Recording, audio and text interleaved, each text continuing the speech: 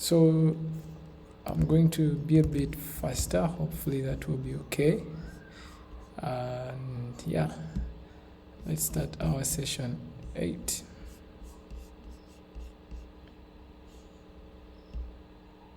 I think I have a folder.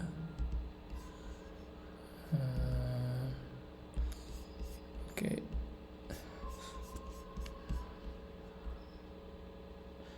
All right, so for our session 8, since we stopped on arrays, we are going to start with looking at logical statements. Hopefully we are going to be a bit faster. So my advice for JavaScript is that it's the language is too much, so I encourage us to always practice and maybe get some certain concepts and keep practicing. So in the logic statement, we have, I think I can start with just an empty HTML. We have HTML and things like that. We want to look at logic statements. So I think most of us are familiar with if, else if, conditional ternary operator, and switch. So I'm going to be very quick in this.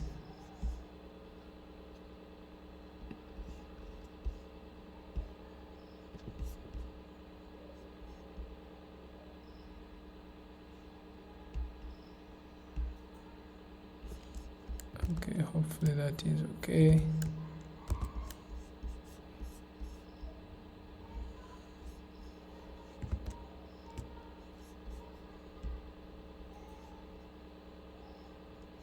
I want to see if I'm seeing. Okay, yeah, it is fine. So this is where we have the if, else if,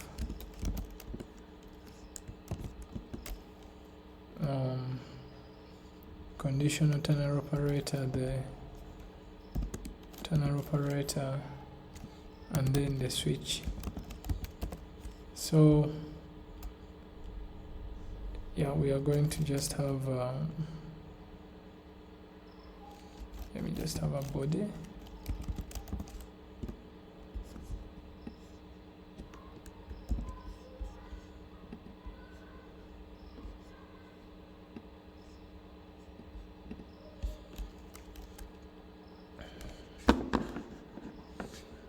Perhaps we can have a script that we are linking to externally or just in here, so to go around with a code.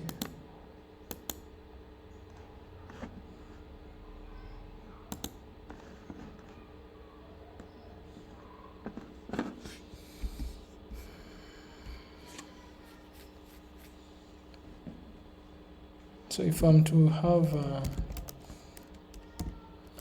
I can have a div, maybe class is, I just name it play, and also ID.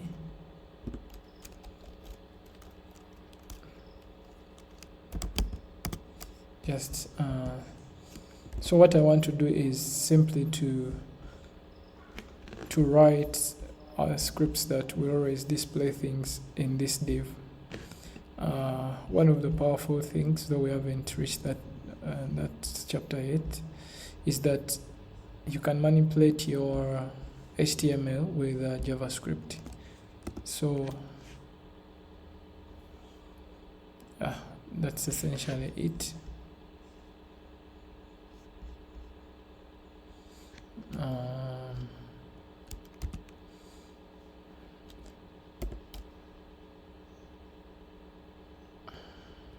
One of the ways to get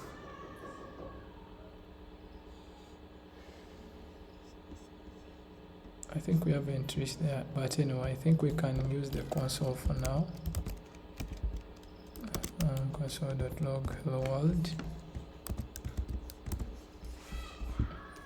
and if I start my server,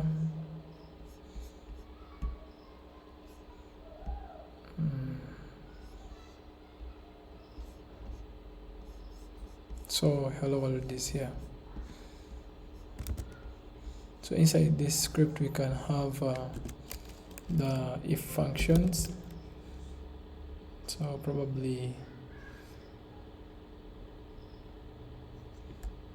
say maybe I have a hobby coding, and if is always a condition that says if this happens then this should happen, then maybe execute this code. If this does not happen, then something else. So since I'm using the console, I can say if the hobby is exactly coding, double triple quotes means that it's exactly this. With double quotes, maybe I can have C as a single, as a lowercase, and it might work, but with a double coding, it's exactly that. Yeah. So here I say, hello world, you are a coder. Okay, maybe it's something that is really like something that we can see as a usable thing is always to display this on the screen. And though we haven't reached that chapter, but I think I can put it here, and we see how we can get this same console to be displayed on the screen. So we do what we call a document, and we are going to see get element by ID.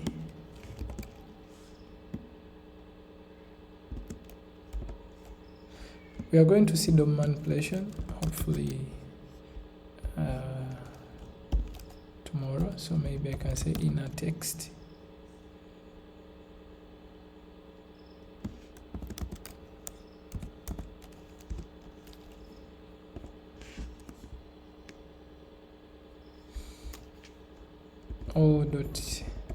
Let me just write this add event listener. So when you're having an event listener, you're having it takes in two functions.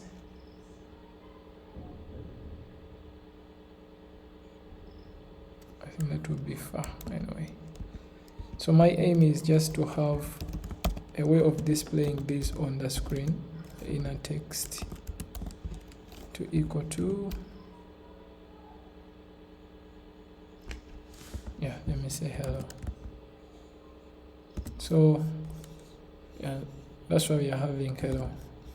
With just this word, this line, we are yet to know what it is, but actually we are getting the DOM element and finding an ID which is here, so this div. So that means actually you can write an entire new HTML page with inner HTML, with if you put inner HTML here to display. But my aim is was to get a way of displaying these on the board. Perhaps I can use alert.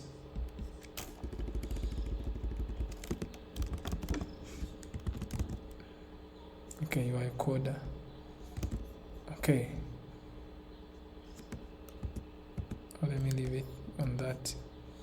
So yeah, as time goes on, and before we get there, we shall get a way of having this manipulation probably display into real data. Now that real data we can use it in many ways, and yeah.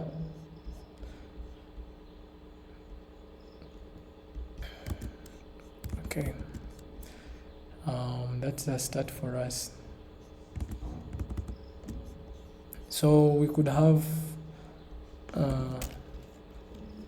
something else. Let age equals to 20. Yeah, that could work. So if else is simply if else statement. I think we have all seen it, but it is a condition that if one condition happens, then this So we can have maybe scenarios where we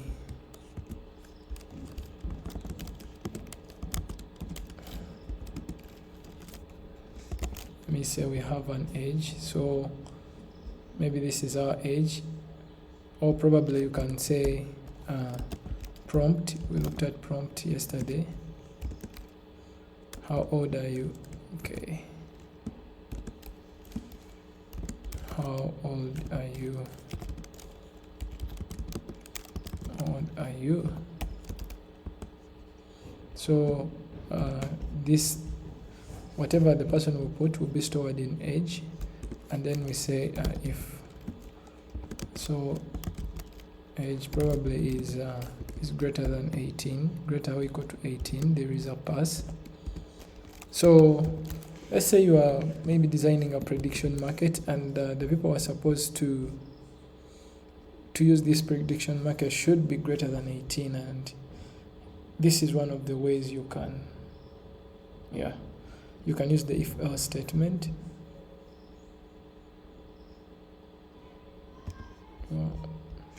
I can also say else if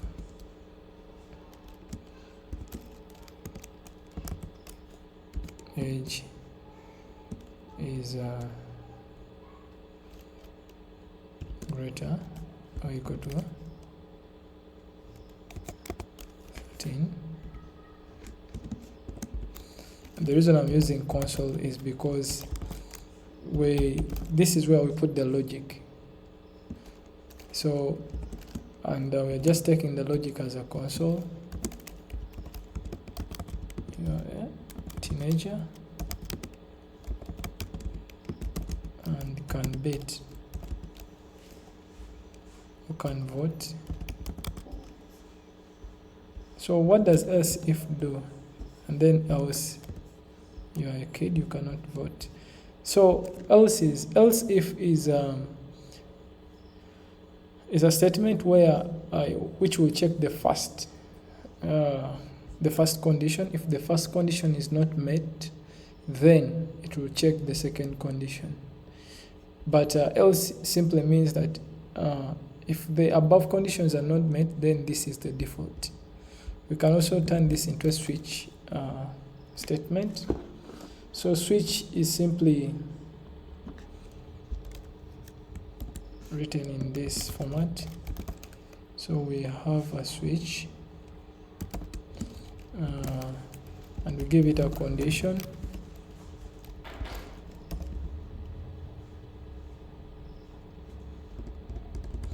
Let me call it an expression statement.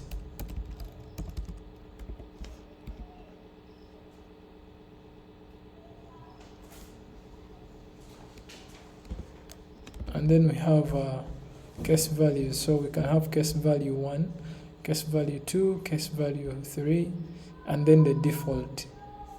So if it is this age, switch, the expression is age. Okay, let me write here.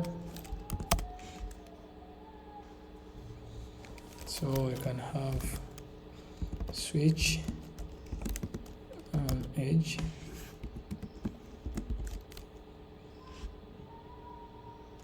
So you can have case. You can also have two cases. So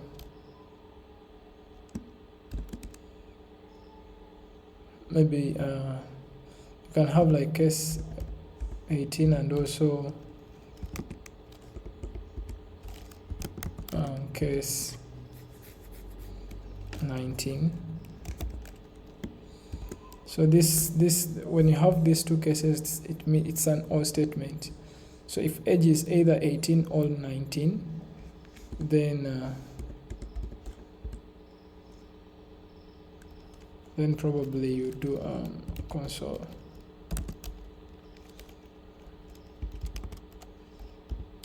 Log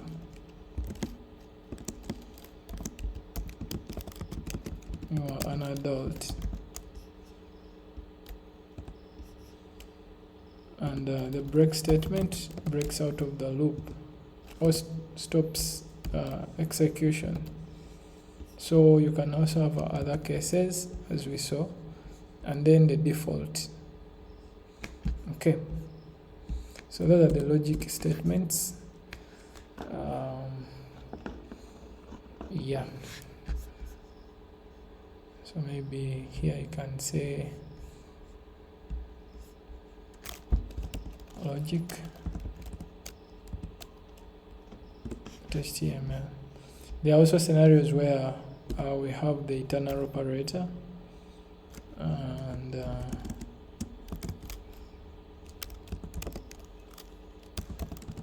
eternal operator is an if-else statement, but in short form. So yeah, let access, maybe they have to have access, be assigned to. So this is like if your age is greater or equal to 18,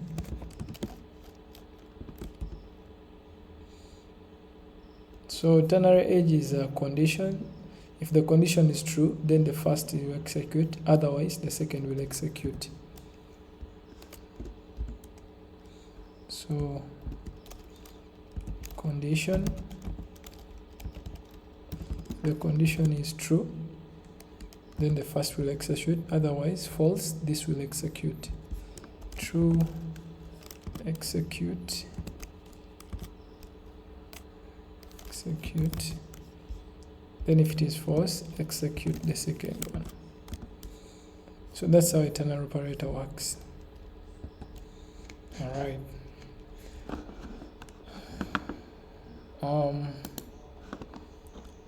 So I think this format of teaching will be very good as we go through most of these things and how they work. I'm going to be doing my best to make sure that I get some scenarios. Yes, and please, if you've not understood anything, you can ask. So we are going to go to loops HTML. Yes, we have looked at if-else statement, and if you've been programming, you've really come across if-else statement, which is also the same as loops. So here we have the while, do while,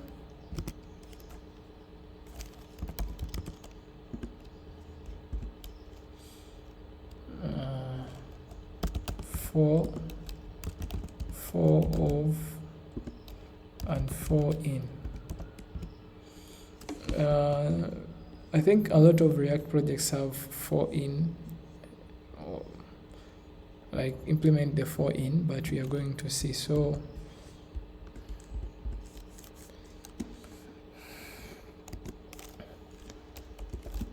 you can just have type,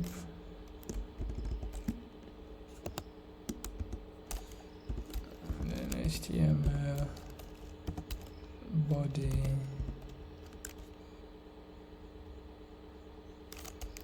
and in the body I can have a script. So let's say we have a div, I may not even need to have a div. Let's just have a script, and when we need somewhere to display this, we shall create the div. So for the while, we usually have while, then the condition,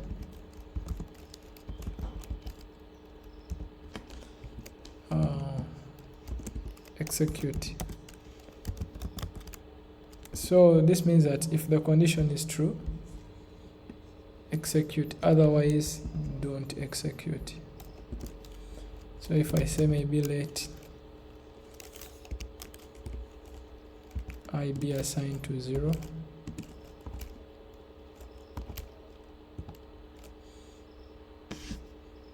yeah, and if I have whenever I is less than probably 15,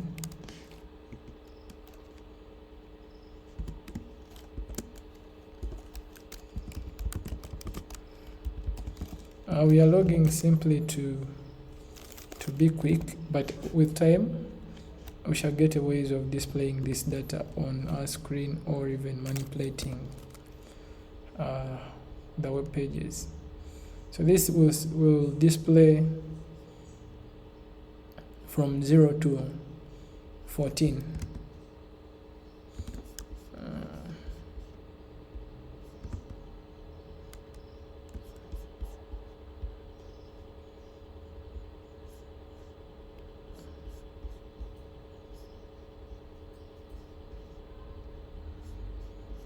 Okay, yeah, so this means that our while loop is working.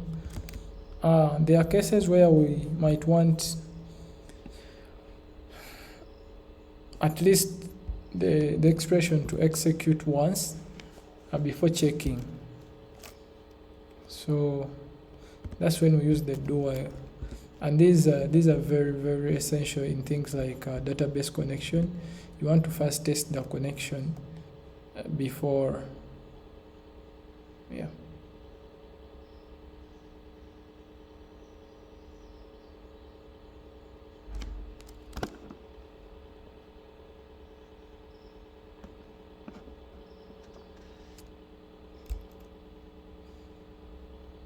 So here maybe I can select number checker. So in such a scenario, we would want the person to first probably give you a number, then you check over it. So do something,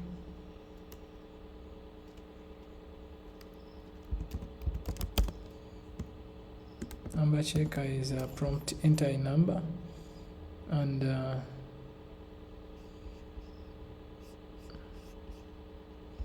a number between 1 and 10. So I want to check whether the number they have entered is between 1 and 10. And then, so at least they must first enter something, whether it's a number or it's not a number.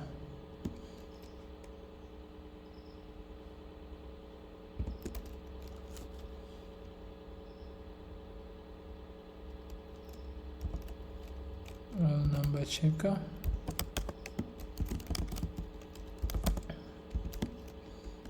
Is greater or equal to 0, between 1 and 10. Okay, 1, and number checker is less than 10.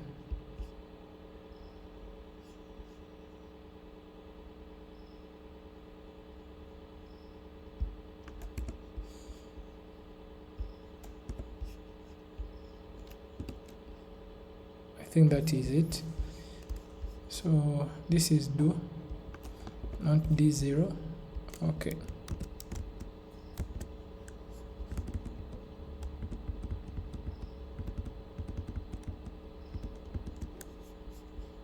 So enter a number between, so at least it should first accept a number, then check authenticity. So maybe if I put 11, this will disappear because now the number will be wrong. So that means that the condition first executes, then checks the validity of the statement.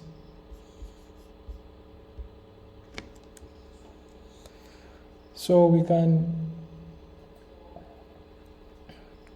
try to come up with a real use case scenario where we can have the loop, maybe add it with other conditions.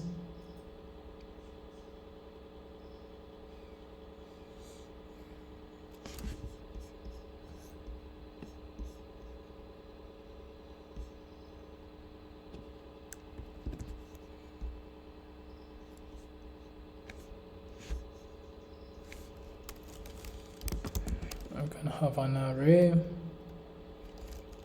This is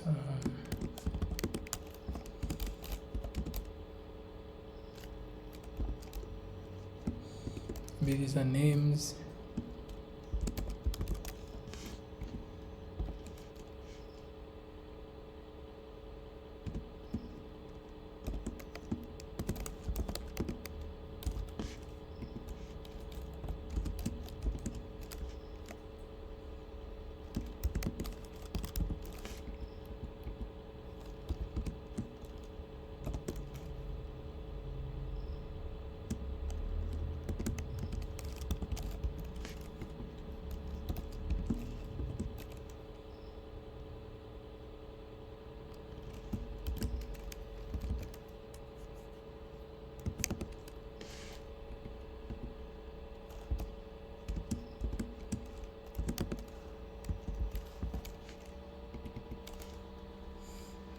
So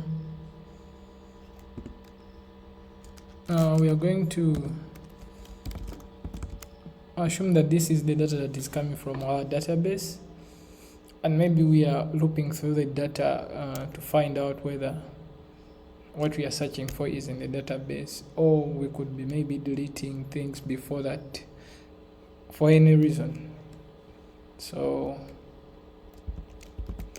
we know that when data is coming back, most of the time it comes back in terms of an array, in form of an array. And yeah, here we can have a while loop to check through this data. So while expression, so if what we are searching for is not found, and we assume initially that it's not found, so that we can iterate over the values in a database.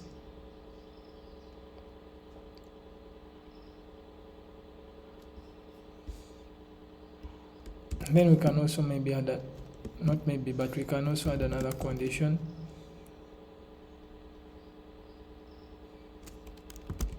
And that proves that this array exists. So if the array exists, its length should be greater than 0. So array.length is an attribute. The dot length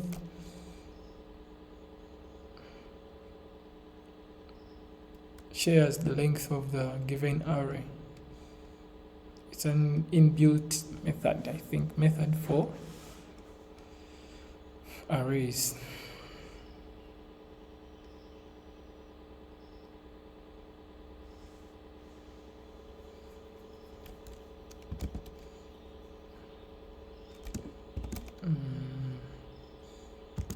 So if I want to get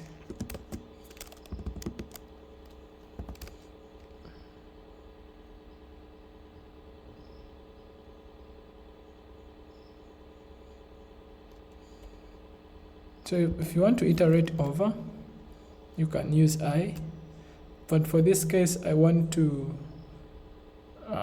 delete all the names until maybe I reach to the name that I want. If not, delete the entire array. And this is helping us to do a recap. I think it was called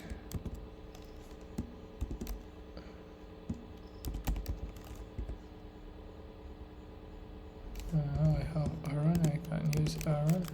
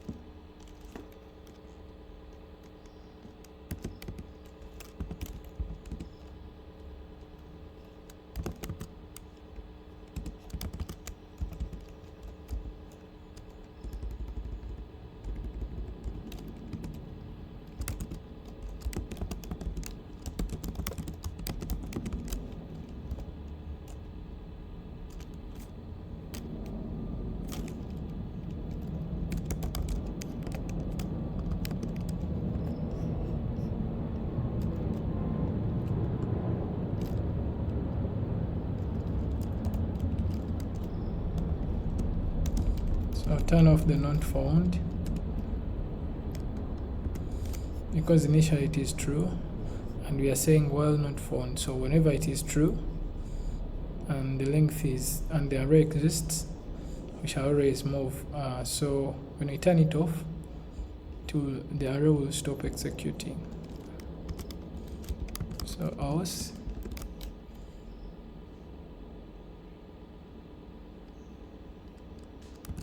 some array.shift. Okay, so we can look at this data. We looked at the shift method for arrays yesterday, and we said that shift loops over an array, and if it doesn't find the value it's looking for, that value the value at that position is deleted. So initially if it comes and so if it is looping over the array initially at position 0 and finds that the name Aaron is not there, it will delete Mike. So until will now become the new index 0, and mark, if until is not Aaron, mark, and until we reach to Aaron, then Aaron will be found. So here probably we can console log. Okay, we have can console log some array to see the values that will be. Okay.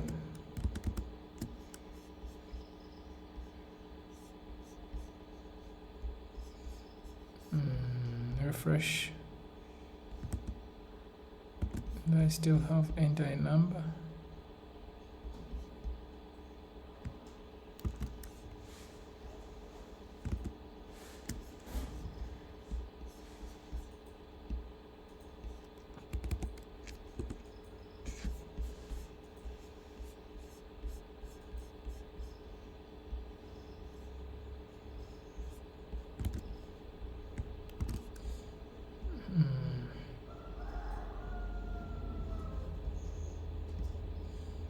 Go live.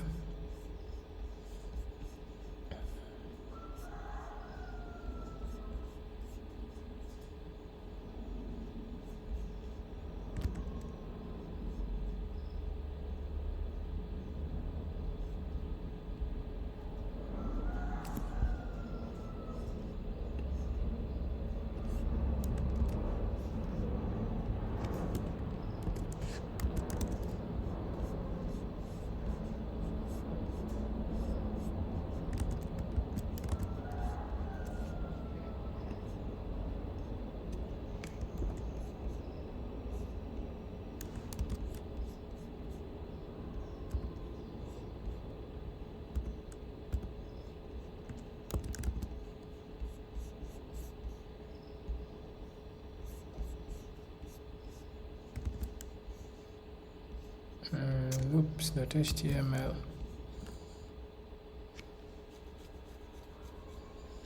Select summary.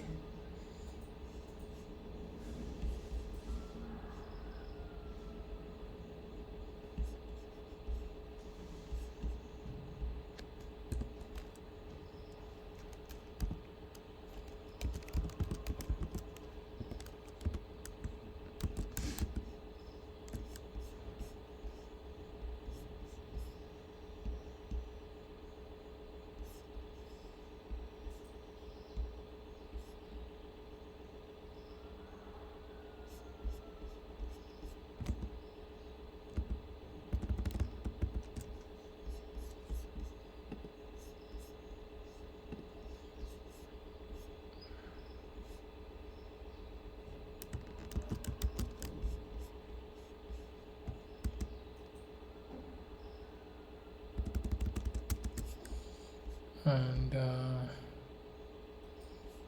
don't know why these numbers are still showing.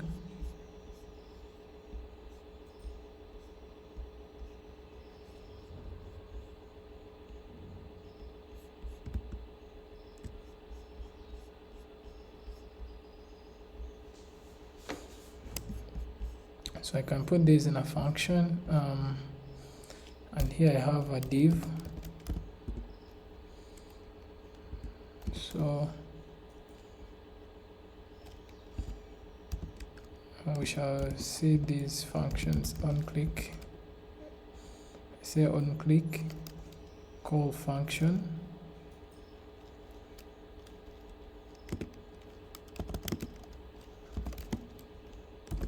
array manipulate.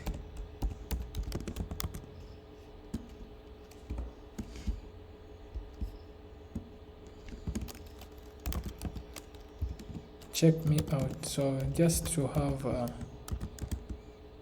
something that we can click to, okay? And I'm going to put this in a function. So function array manipulate, and we put in this entire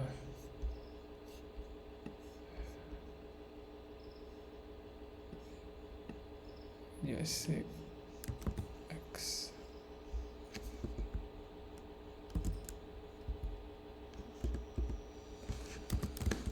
All right. So if I click,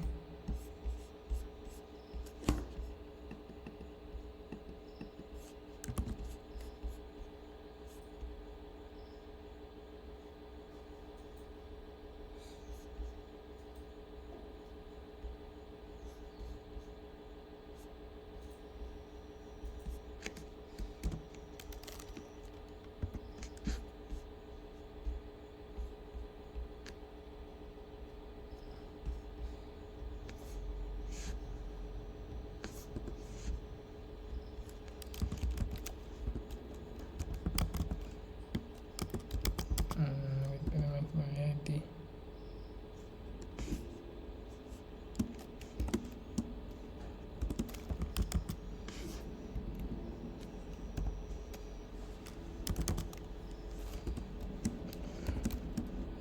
So it takes in click, and then the function, which is array manipulate.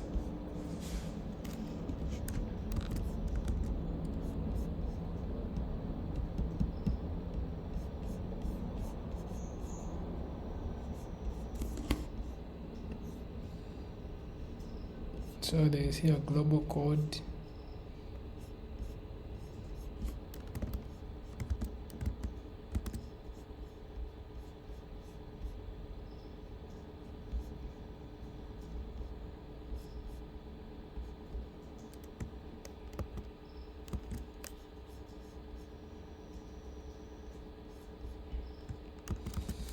All right, but this is some of the way we can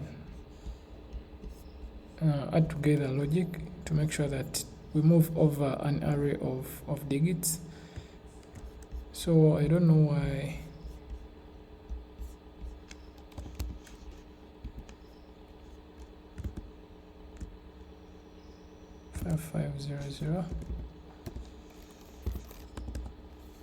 my document is not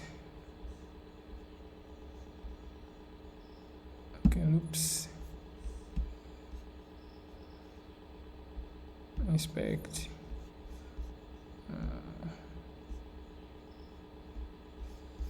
If I click, okay, so I think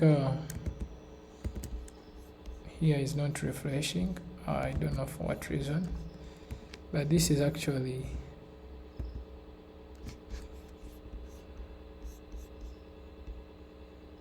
I think the console cannot become big. So here you can actually see that in the first console we had everything, and then Aaron is part of the data. Now we have three we have like three members in the array. So that implies that the shift worked well.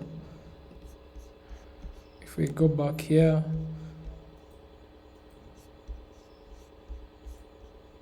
in loops, so we started with an array which has Mike, these are names of people, and then what we wanted to do is to move and see if array actually, this can be like a proof that proves that Aaron has been part of the database. So In a way, for us, one of the ways to prove that is to use the shift. What the shift does is that it iterates over the array indices, and if the first is not the index, then it will delete that, and until now will become index 0. That's why here we are saying if some array of index 0 is not Aaron, then Aaron is exactly Aaron, then we log it, meaning that it will delete all these until it finds Aaron. If Aaron is not found, then the array will be deleted entirely, and it will be an empty array after that.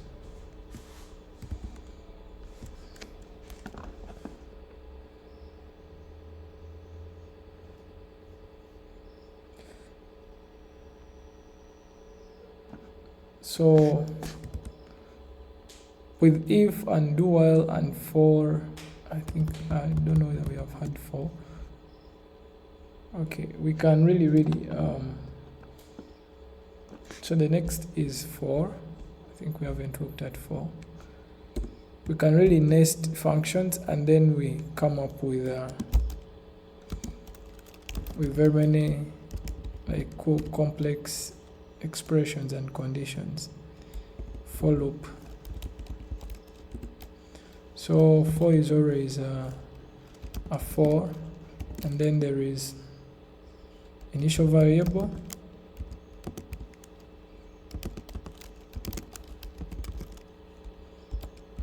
colon, then the condition,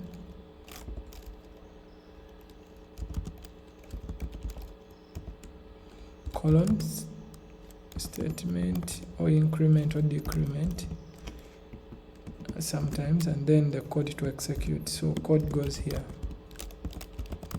So mainly iterating or moving over given variables until maybe to trigger some sort of functionality. Okay.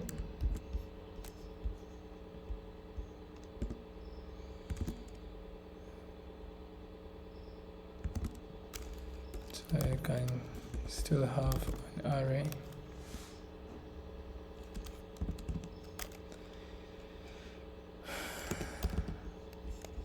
I don't know what I called the first one.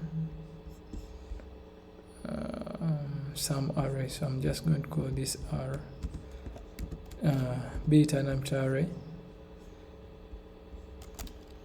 So as a use case, I can use the for loop to populate this array, or to put values in the array. So I being assigned to 0,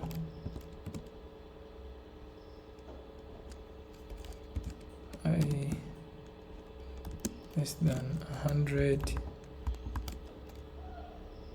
the condition, and then I plus plus. And there can be other ways. Let me put I plus 2.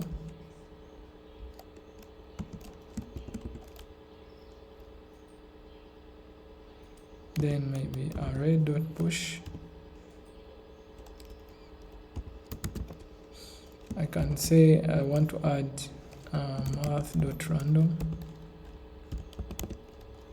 I want to add some random numbers generated from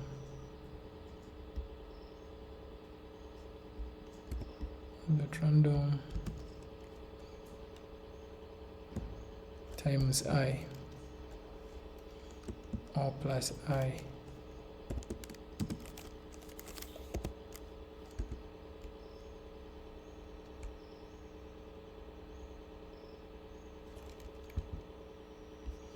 Let me see if this works. Yeah, we can log the array.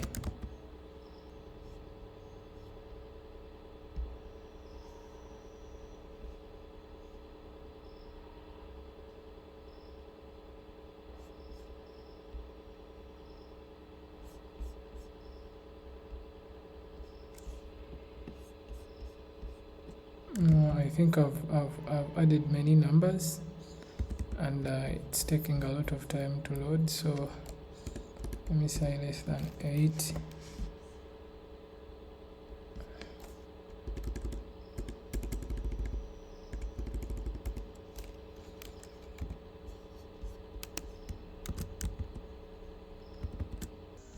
We're looking at the for loops, and one of the most important loop is the for in loop.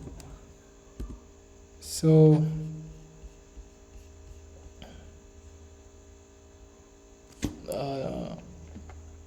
the for in is also used to iterate over values, probably of an object or a key value pair. So let's take an example. I'm going to have an object.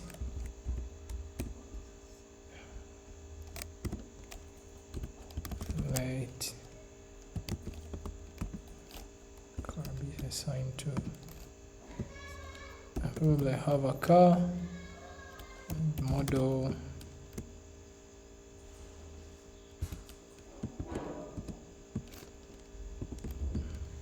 Have a Golf.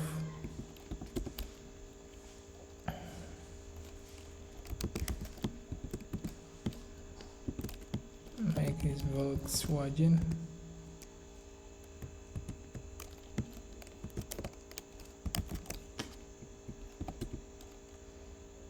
Yeah. So we saw that these are objects. This is how an object looks like, and these are the attributes of the car object. So color black.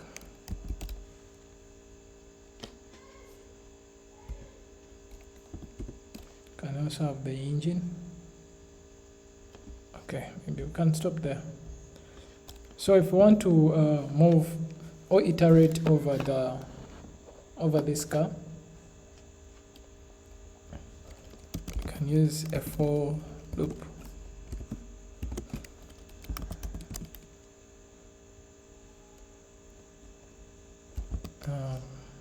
Can call it property.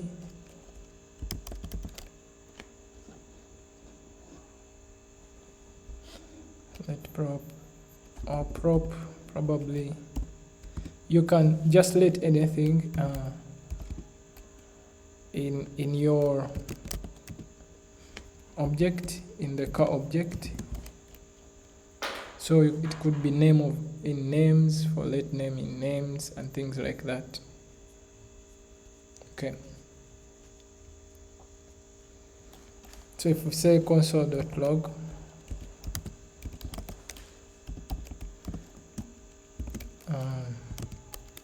car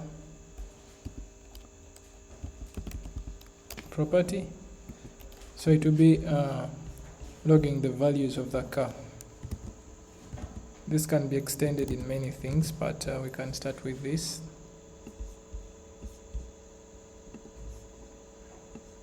So this can be one way to access the values of an object.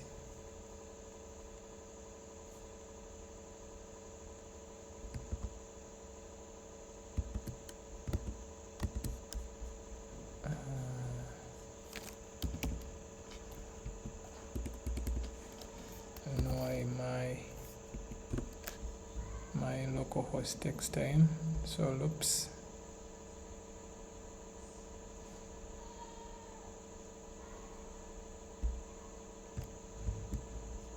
Now it usually is slowing up the loops file.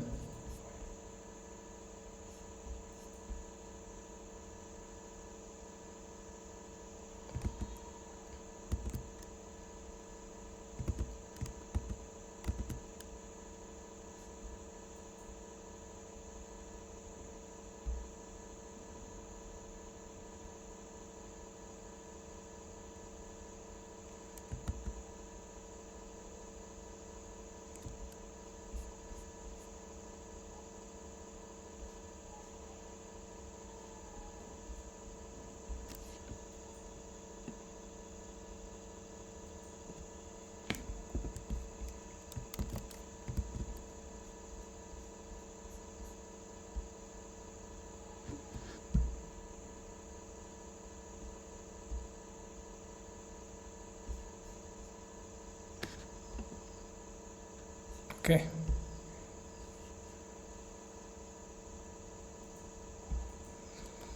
I guess the previous function was looping indefinitely. Excuse me. So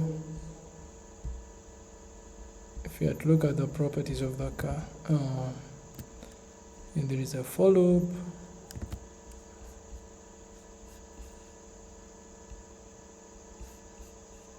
so there is we can access the value of the object through the for in loop. So for you can let whatever in the object, then you access the value. So if you want to access the keys, you can instead console.log, you can just log the prop. So in is very much used in while we are fetching data from our database and we want to display. So after here we can now see the make, golf model. So we can now access the year, black, color, so model, make.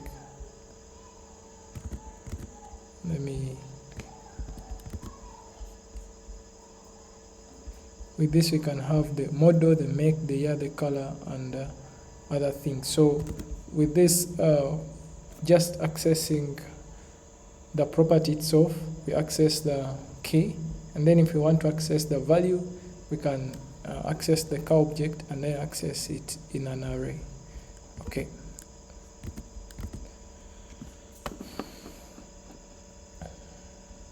So there's quite a lot of more examples. Probably we can look at break and continue in depth. So considering an array,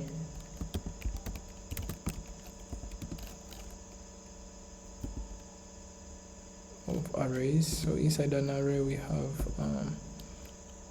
data,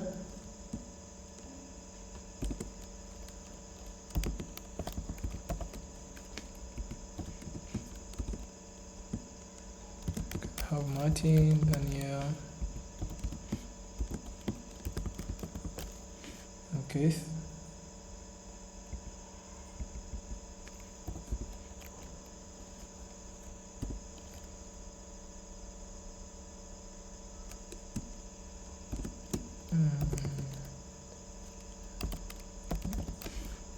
Margot,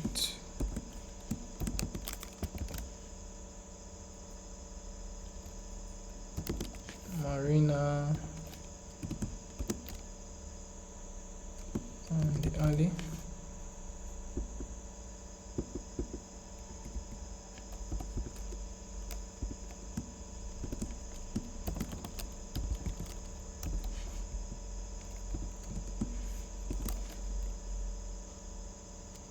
Helen, Jonah,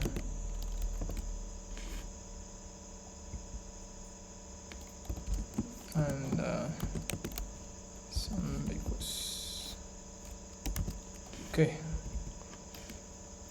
I just have this as my array. So want to look at a continue and break.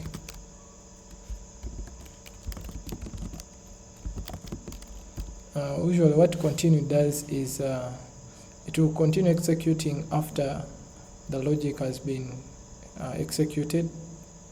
Maybe the condition has been met of the logic, whereas the break, the execution stops there where the break is and goes out of that function or out of that loop. For this case, we want to see how they are applied. So if we just have an array, and maybe we say let I be assigned to 0,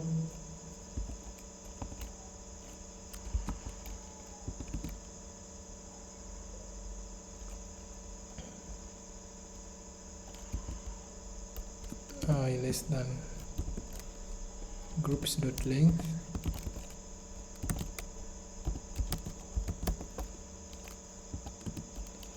I plus. So here we can console log the length of the groups.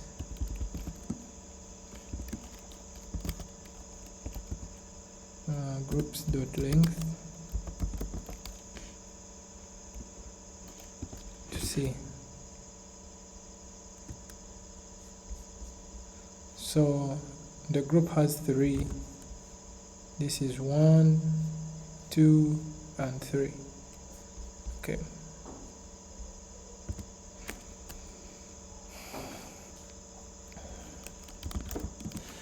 If I let matches assign to 0, we are going to see what this does. So this is what we call a nested loop. Inside a for loop we can have another loop, and this is also one of the reasons I brought up this example. You'll find many of these data nested, and it's upon you to always access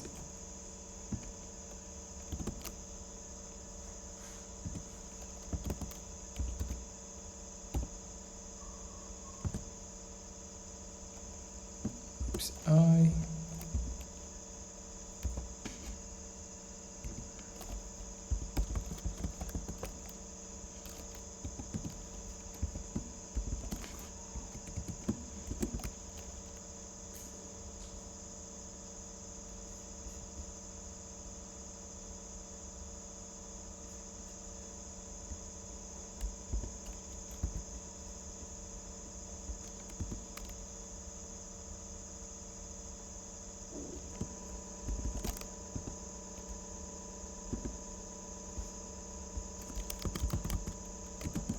So let me finish and then explain.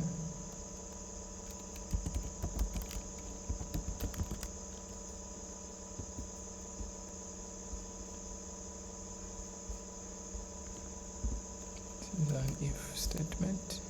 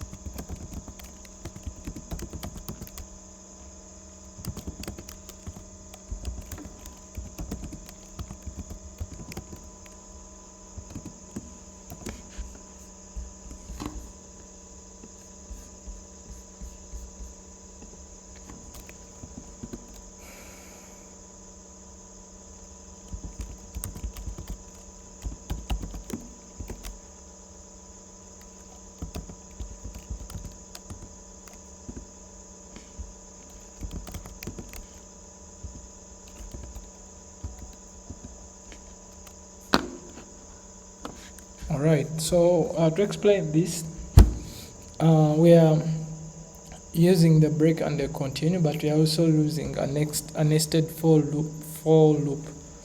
So since we are in loops,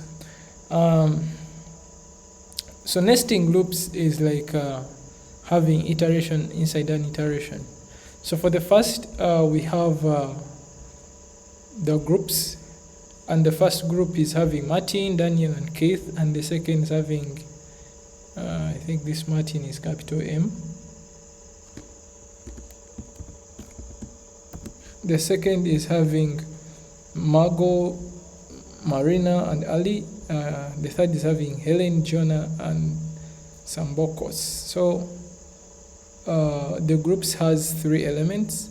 The groups array has 3 elements, in which each element is having 3 different elements. So now to loop over this array, we use the name, which is groups.length. So we are starting from index position 0. That's why we have said for let I equal to 0. So that means that iterating this will be position 0, position 1. So Martin, Daniel, and Keith are in position 0, and Margot, Marina, and Ali are in position 1. Helen, Jonah, Sambox are in position 2. So initially we are going to be looping over the array, and starting from position 0 to the maximum, which will be position 2. So then as we are looping, we shall just have a declaration that matches is 0. So these different groups are going to match themselves. Then inside that, we are also looping or moving, adding another thing. So let me say we are adding another loop. Okay, I think there is an audio issue. Okay, so we are adding another loop, and so after looping over those loops, we are just letting another variable. Aaron, his laptop, please mute your microphone. Okay, so then after we can loop over, and so this groups I.length is the position of the groups. So initially it was groups.length, but groups position.length is this inner position. So if I'm console.log, let me say console.log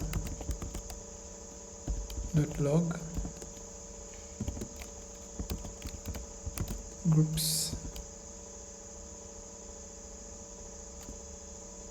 2, it will get the last name of the group. So you look closely at this, we have this. So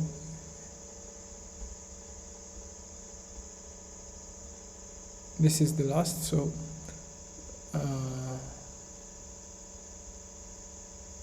we have Margot and length 3. Also.log groups in index 2, index 0, Helen, Jonah. Let me first.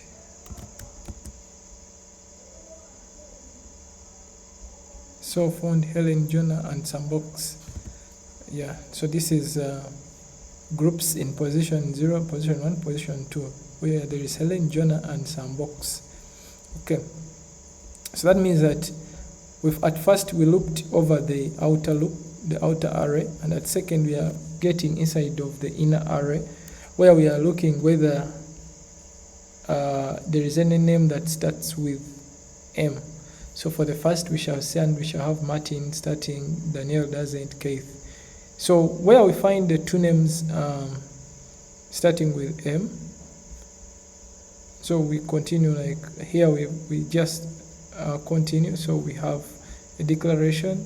We just continue, and then when we find an array with names that more than one name or two names starting with M, then we shall say that we've gotten it. Otherwise, if we don't find, we just keep continuing. When we find, and when we find that the matches is exactly two names, we break or we stop. So break is for stopping, and continue is for continuing to loop over, continuing to move in the array. Okay. So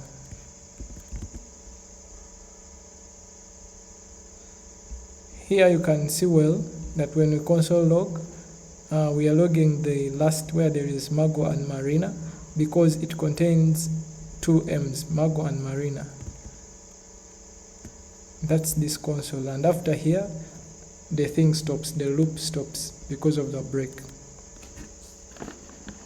Okay, so I think we have looked at enough in the looping. My encouragement is that we keep visiting these concepts and practicing.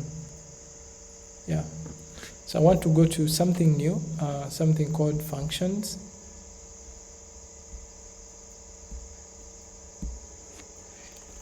We have used them, but we are going to be just viewing them in details. So functions.html.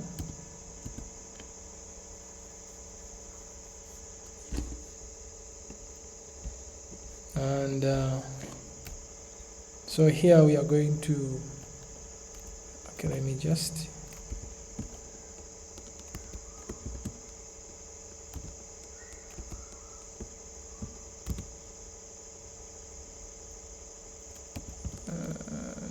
type, okay, HTML.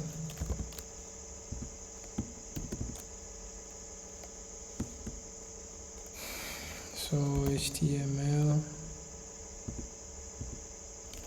you can have head and the body.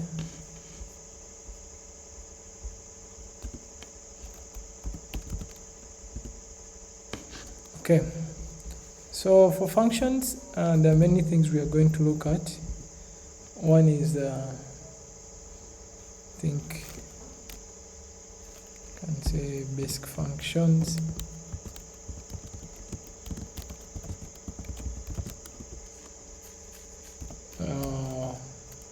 Function arguments.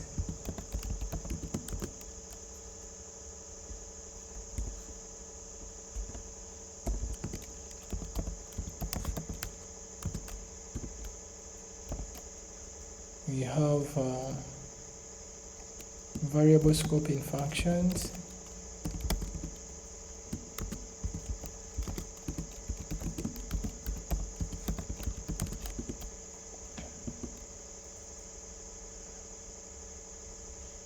We may not look at some. Have return variables, recursive function, nested functions. I think anonymous functions.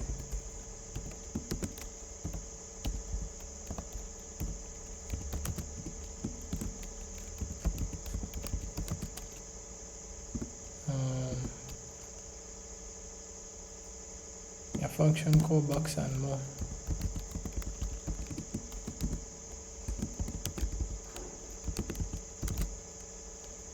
So functions are a big integral part of JavaScript. We have been looking at them, but we haven't yet looked just at them in detail. So one of the ways we can declare functions is okay. So we start with the function keyword and then the name of the function. So name of function. We have to have the parentheses, opening curly braces and closing one. So this is the basic way we declare functions in JavaScript, as we've seen before. Then here goes the logic and content of your function. of the function. So since we have been using most of them, I'm just going to be going just in some case scenarios. So let's just take an example of a function, maybe which says say hello.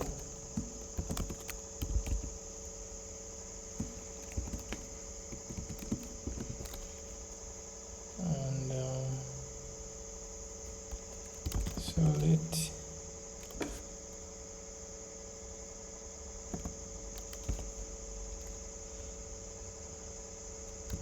so can have your name stored in a prompt. So a prompt allows the user to input their name, that's your name, so, and we can log it in the console, hello plus your name.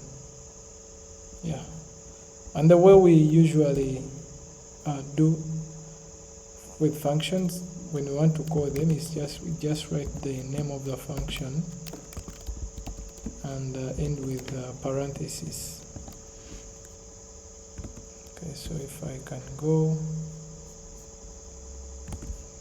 I need to stop this and then start it again.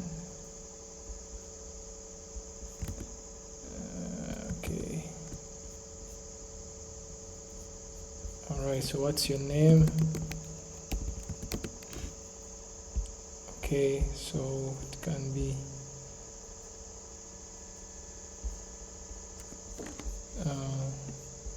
so it brings hello Kokoza. Probably we can put it in on the screen. You can have a div and we have an ID.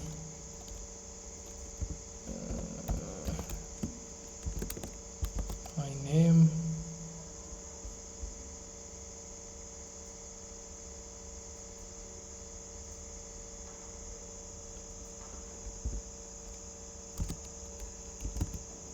Then we have a document that get element by ID.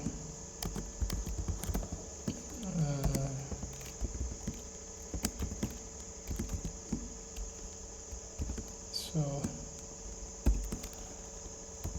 my name. If you want to add an event listener,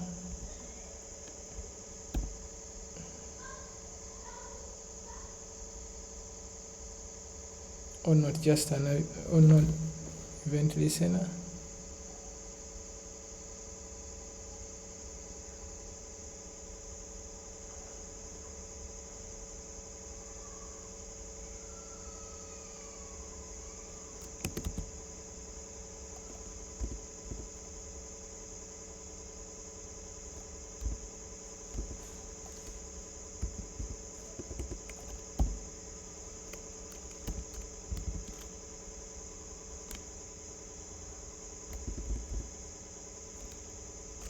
You can add an event listener of click and we call the say hello function. Here you see when we call say hello, we don't put the parentheses because this is the syntax of how we do it. Okay, let me try to see if it can write those on the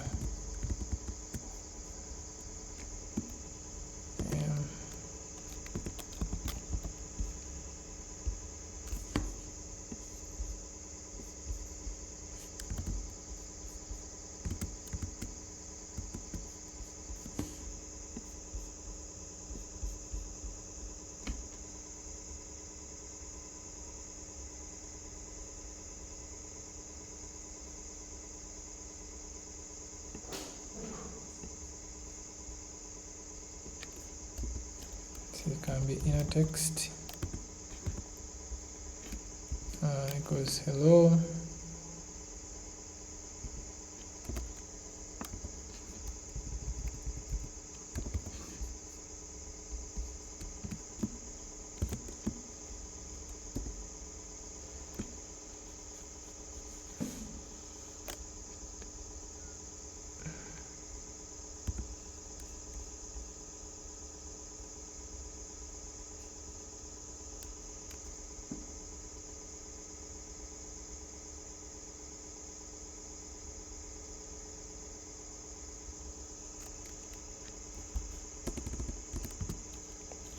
this is say hello. Okay, so let's try to see if that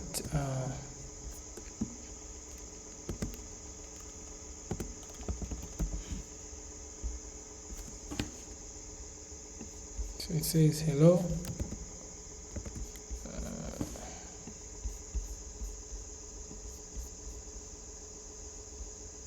Okay,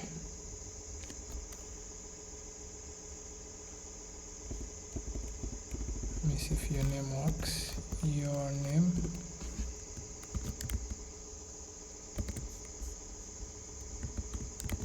so there's a reference. Okay,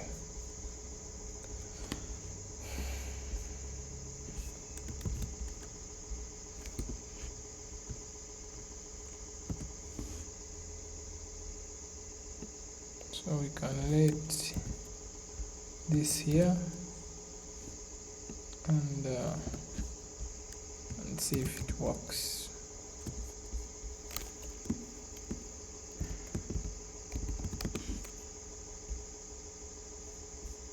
Okay, it's still inside the... Alright, we shall look at it in detail, how to display that, I think in the next session.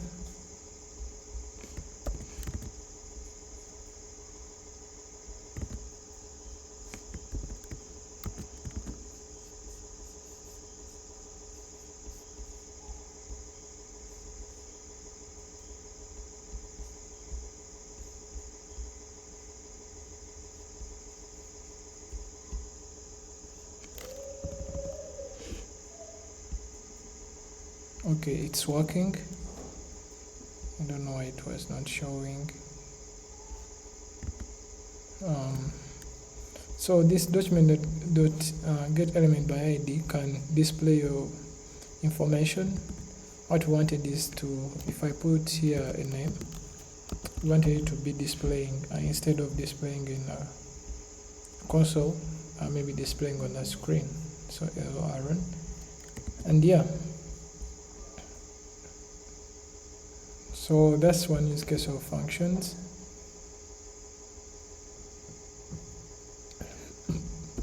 Second way to name functions is to name them as a variable. So let's say let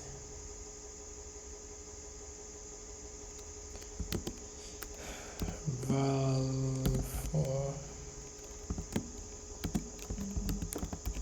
function be assigned to, then the function keyword, and yes.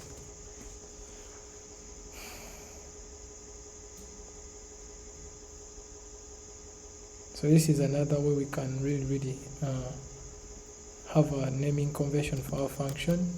So we assign the function to a variable, and then in here we can do a lot of things. Maybe let my word be assigned to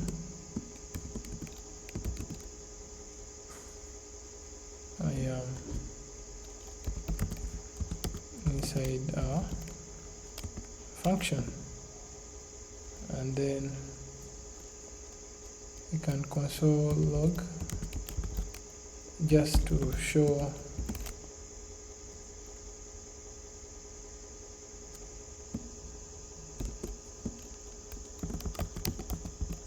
great to know, and I add my word.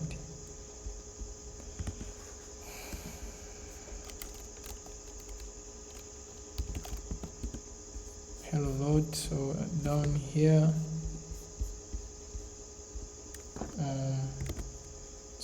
here, we are not seeing, I don't know if it is visible, we are not seeing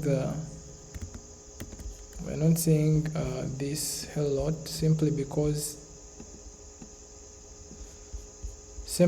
we have not called the variable.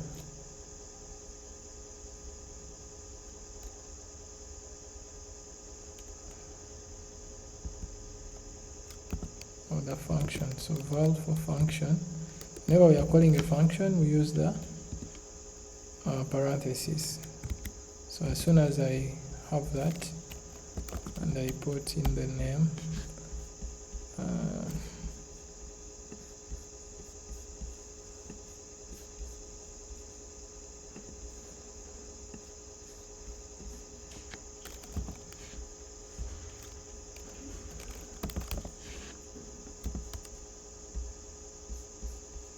will see down here that great to know they are inside the function.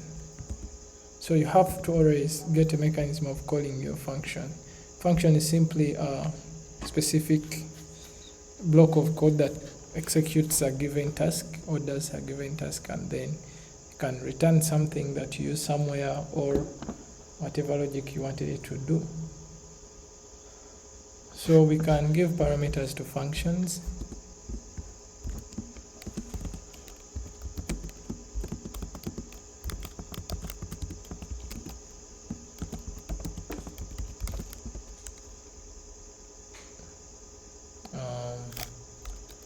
So we can have function name. We're going to name it tester, and here we give a parameter. So I can say parameter 1 and parameter 2. So with these parameters,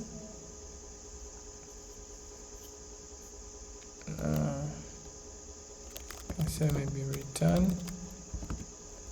So parameter 1 plus parameter 2. So we are assuming that these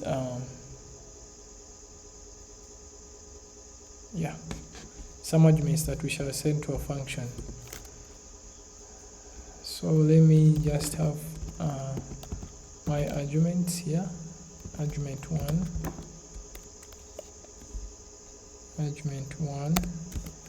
being assigned to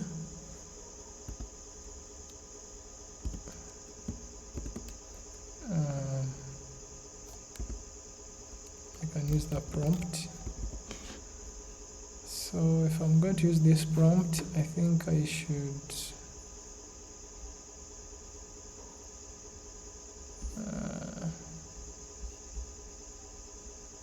I had a prompt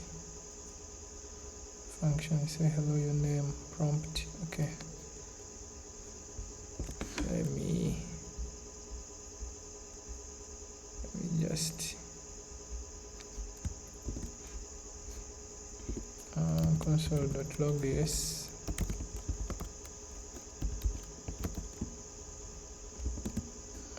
Just yes. So I want to probably use these two prompts. So prompt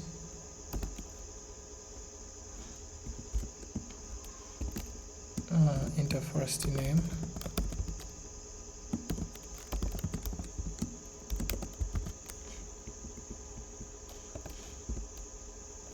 let argument 2 be assigned to prompt enter last name, and then I can call tester on these arguments. So argument 1 and argument 2. So these are the parameters that will be passed. These argument 1 and 2 will be the parameters that are passed. So returns para 1. Okay. So maybe before, let's see what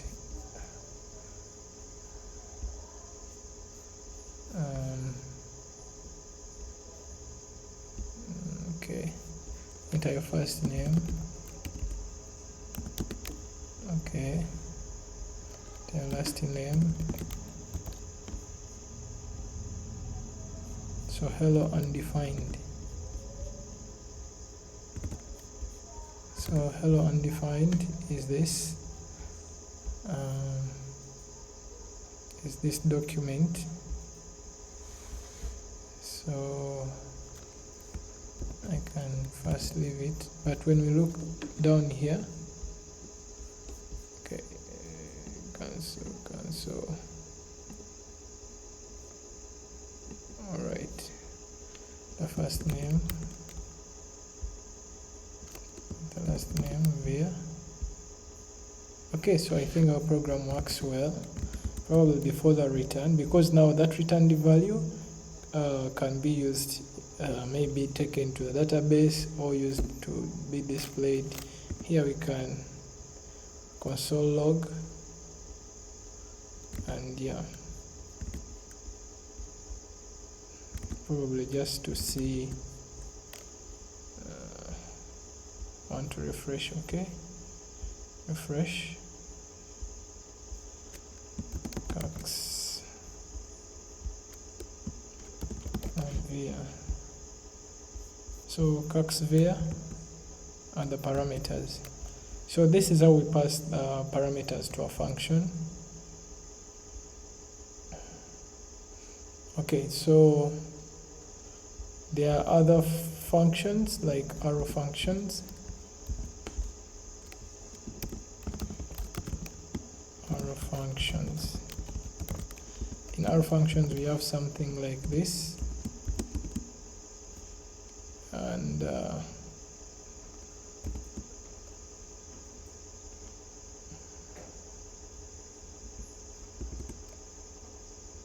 it can be a statement or it can be curly braces.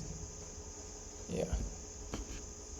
So then here you write your logic.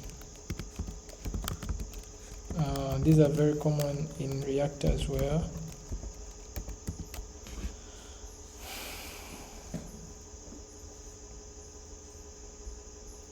Okay, even we can have them with parameters. So I choose to have parameter 1 and parameter 2. Then here the body of my function. Body of function. So that's how our functions work. Yeah.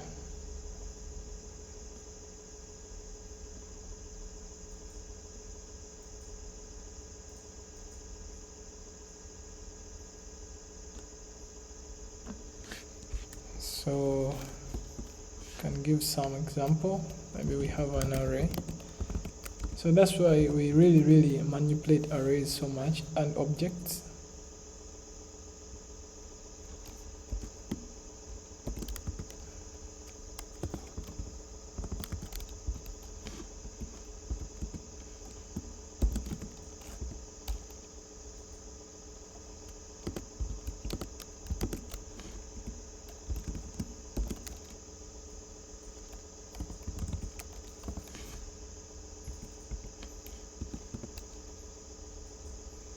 So we can have a way of moving over this array with for each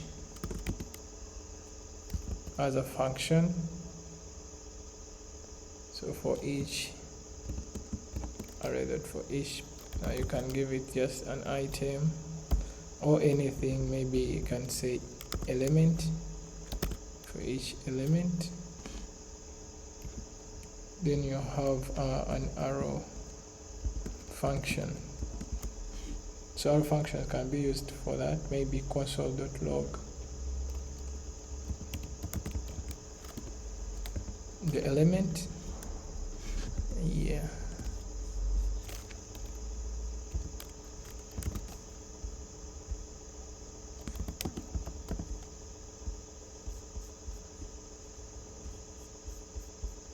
Refresh here.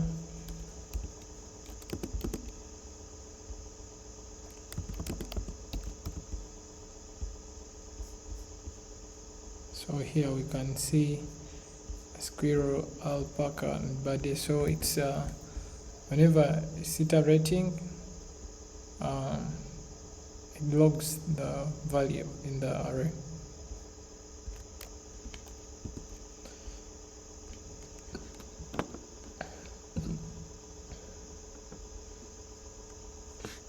Okay, so we can also have the spread operators.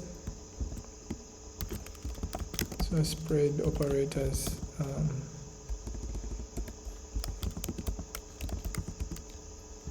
in functions. Yeah, these are denoted by 3 dots and then something. So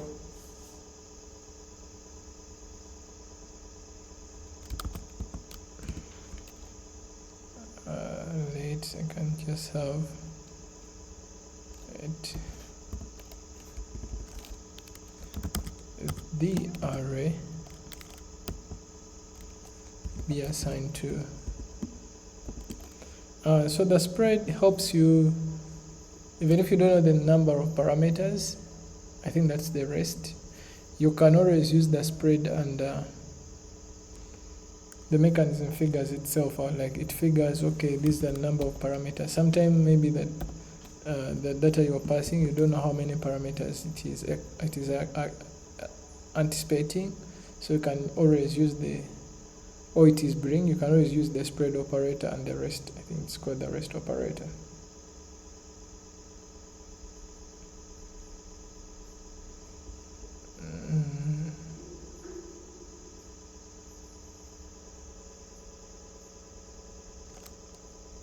So many words.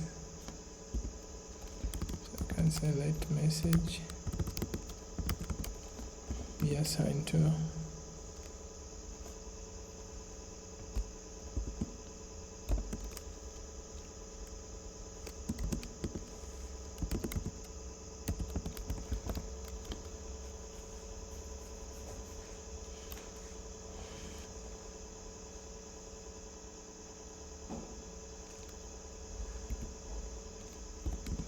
Then I have the spread,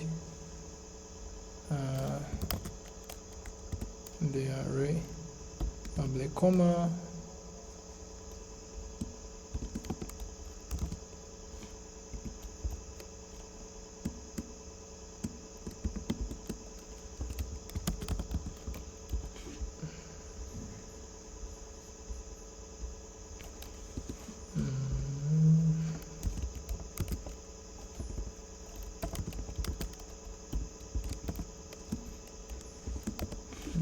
message,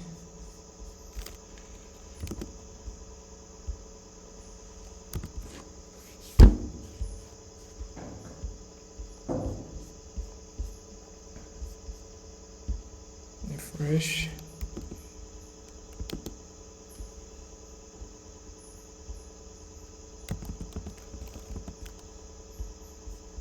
so here if I log, you will see that so many words. Even when I didn't know how many values were in the array, when I added a spread, it picked all the individual words and added them as part of the array, each as an individual word as they are. But this can also be used in functions. So let me just say function. Add two numbers. We have x and y.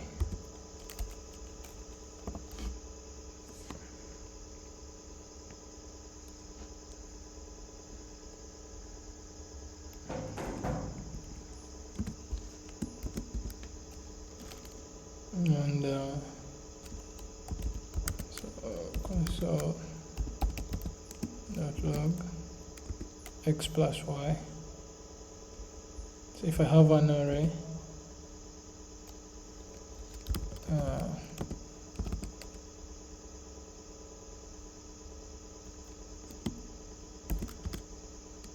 so I could even have two arrays, but if I have an array of numbers, let me say 5 and 10. This can easily be brought in as arguments using the spread. You could even have more than one array, but as long as you use the spread, it will take those values as individual values and then assign them to x and y. Yeah.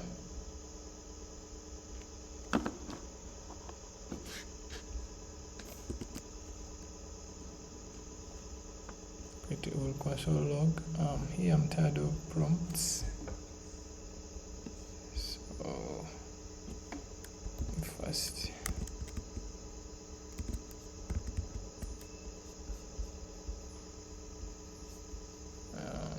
Okay, refresh. So you see there is a 15. Probably here we can say, to make it clear, and say add 4 numbers. Add 4 numbers. So X, Y, and Z, and Z, and A.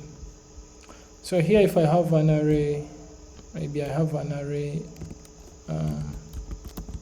have another array of me2 being assigned to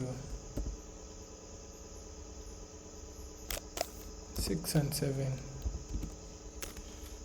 6 and 8. The spread will pick these as individuals and then pass them to this array. So add 4 numbers.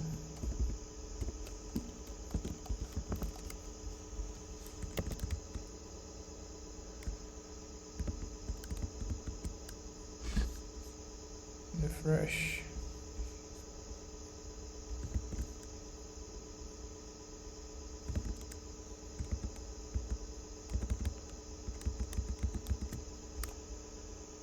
So spread of the array 1, and then here we have to add the spread of array me2.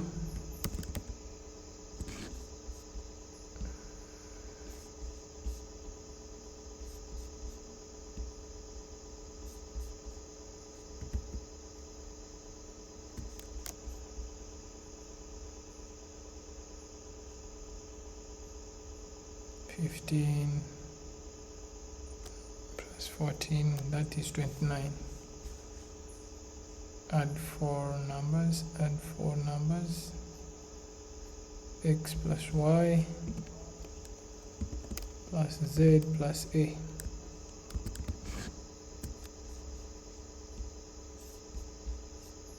(29).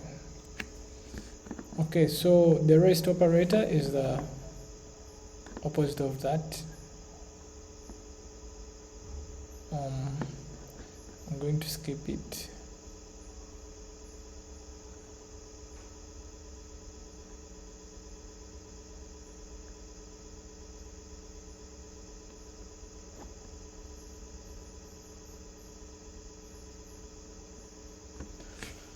So we can have local variables and global variables in functions. I think that's one of the things that is very familiar with us. The biggest difference we can really look at is the val and let and val. So both of these are used for declaring variables. Used for variable declaration, but let is for declaring local variables, or is used is for local scope, and val is a global scope. You can also use let to declare global variables globally. For you to declare a variable globally, you declare it outside of a function. But then there are times when var is declared inside.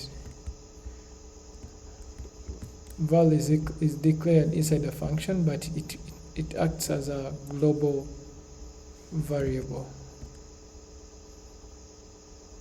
Okay, so let's have an example to see how that can work. So function doing stuff. So this is a major difference between var, because sometimes people say, why don't you use let, why do you use val? Because here you can say var al me. So what's the real difference? But this example can bring it out well.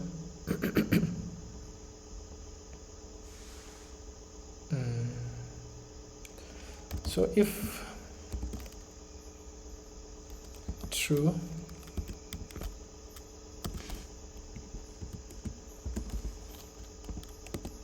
val x be assigned to local.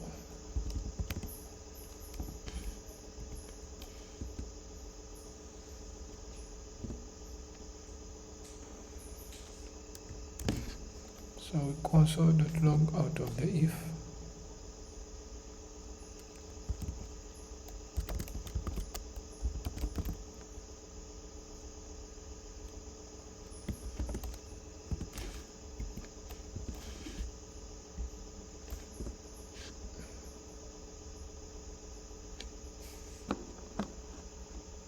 And you can call this doing stuff function. We can have another function, similar function, doing stuff too.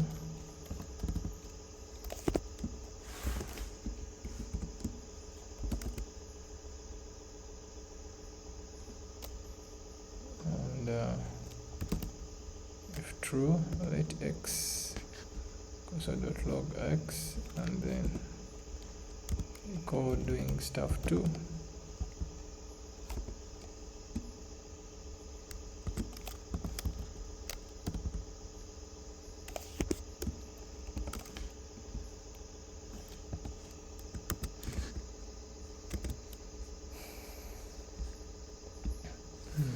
Refresh.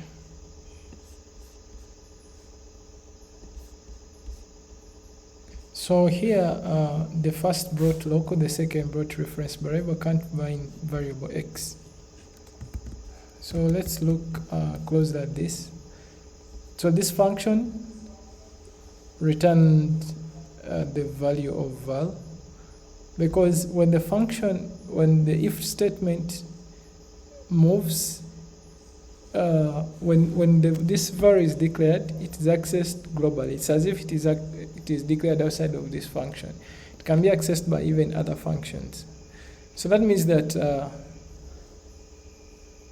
this checking that if true, and checking that, because this should be false if there is no value of x. But now if for it to check if true, it will have, the program will have read x, since by default val is a global declaration, and then log it here. But for this it will check, is it true that there is a variable called x, and it will not be true until by the point it checks for this truth, for this Boolean variable, and by that it will lose the reference. It will not have a reference. Maybe I can repeat it, or if it is okay, I can go on. That's why for the second one we have a reference error. For the first one we have the console.log. If I remove this,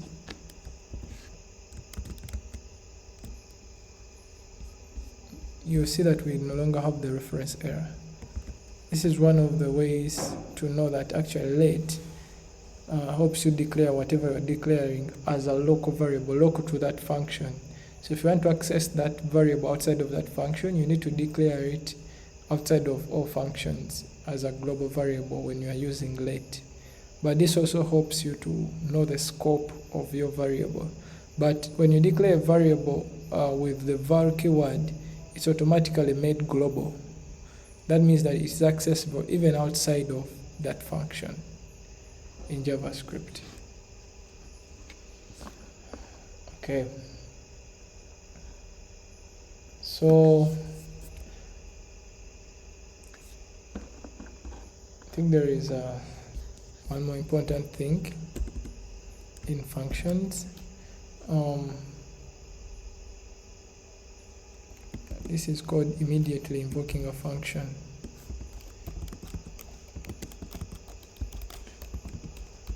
So there are times when, for example, the page is loading or something is triggering, you want to invoke the function immediately.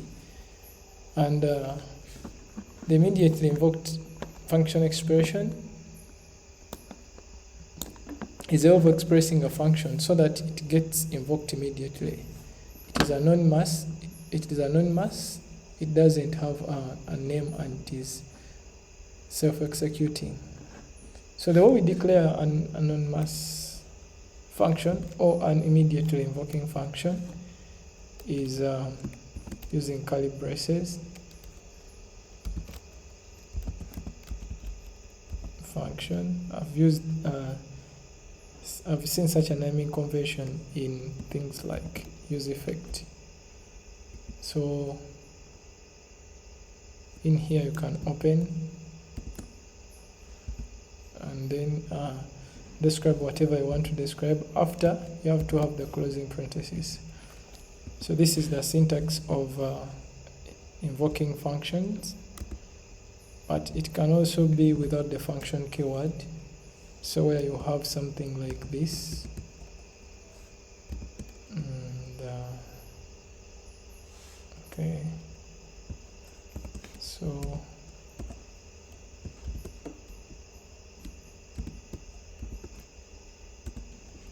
after you have these closing parentheses. So these are immediately invoking, maybe this execute your code.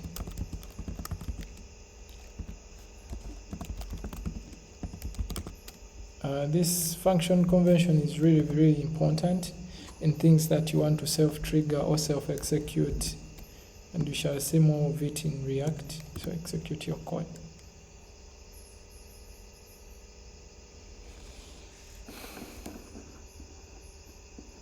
All right, so I think we've really done a bit of work with functions.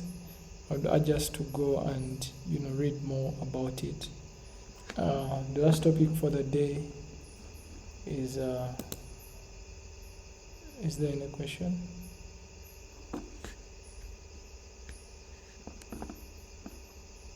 Perhaps someone who wants to add on the immediately invoking functions.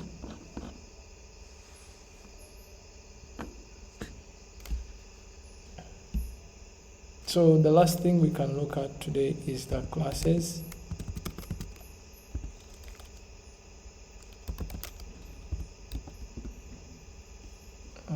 So that in our next session we can look at the BOM and document object mode and the DOM, and yeah.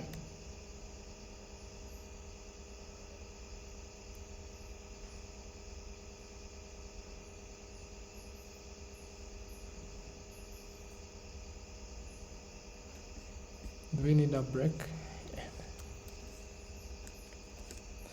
So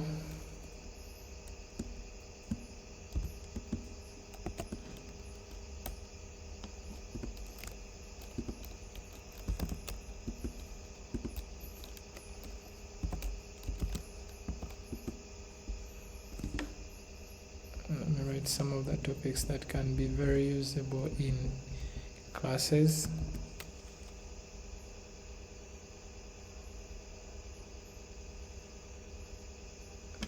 Yeah, someone has said classes are wide.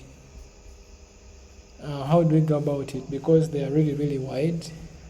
Probably I can leave it as a research.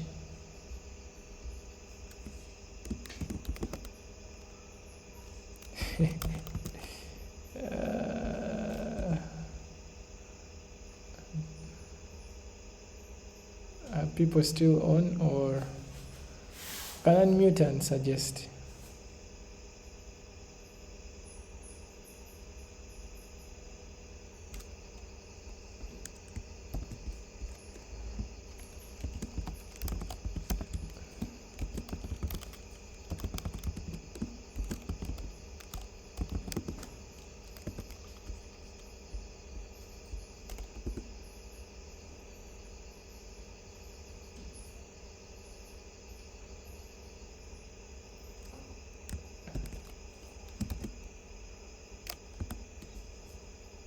All these are yes.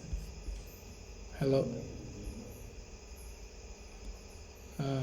You're a bit audible. Maybe you could speak louder.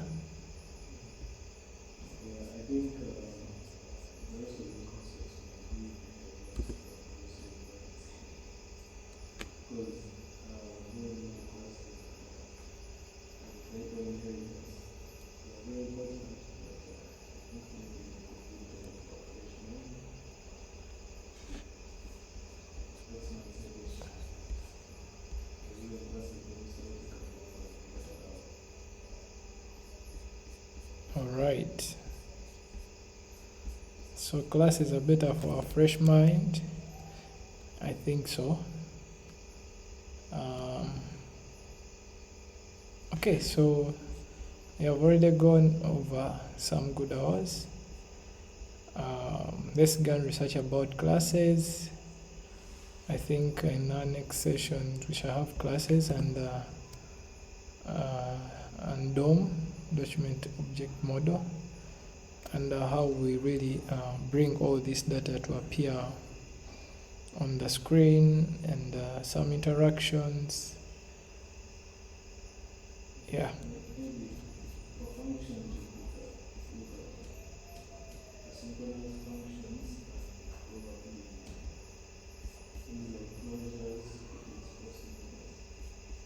I think so. Yeah, we can have more of functions.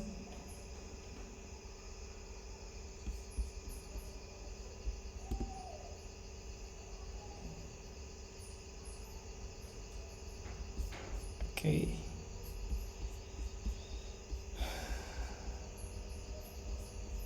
Asynchronous and synchronous programming.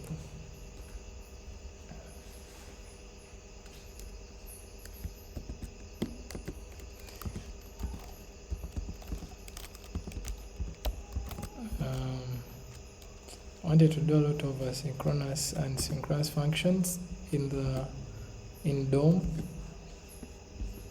document object model. I think that will really make sense when we are seeing a lot of these effects on the screen. For now, we can call it a session. Thank you so much for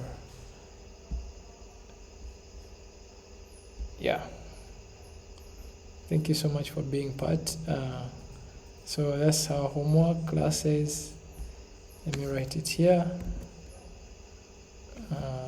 Homework.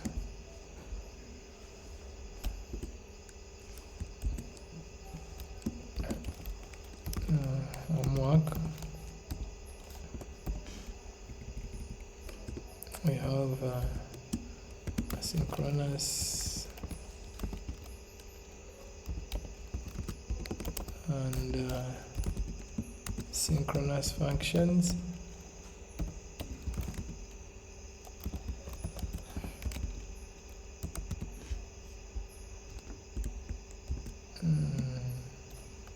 We have classes and a lot of things, inheritance. We also have the BOM and the DOM. I think these will be our last topics on this. There are many other things, but these I believe can bootstrap us into confidence in programming JavaScript. Have a great time.